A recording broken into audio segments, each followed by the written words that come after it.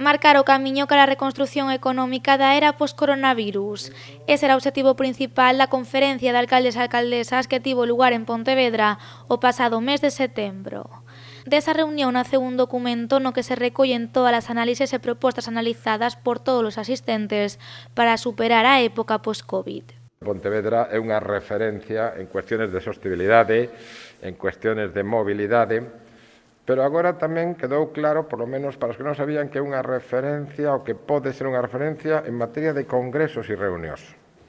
Porque a organización foi perfecta, a cobertura foi perfecta, as instalacións foron perfectas, nun momento dunha dificultade extrema.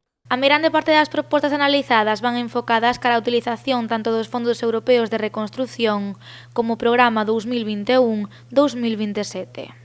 Realmente foi unha conferencia moi importante, eu estou moi orgulloso de que se fixera en Pontevedra e de que se reuniran aquí todos estes presidentes de Cámara e alcaldes e alcaldesas e tamén todos os especialistas, técnicos e persoas que nos axudaron a elaborar unhas conclusións e unhas propostas que van, obviamente, de cara a pensar como van a ser as cidades no futuro, como deberían ser as cidades no futuro e como se debería superar esta crisis económica e como deberíamos emplear os fondos europeos, tanto os fondos de reconstrucción como os do programa que virá desde o 2020 ou 22-27, 21-27.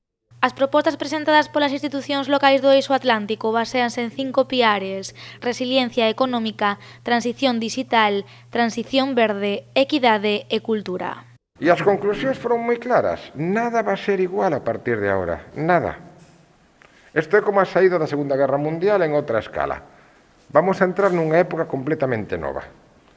E esa época nova vai a ter uns pilares moi claros: desenvolvemento económico, política social, innovación e digitalización.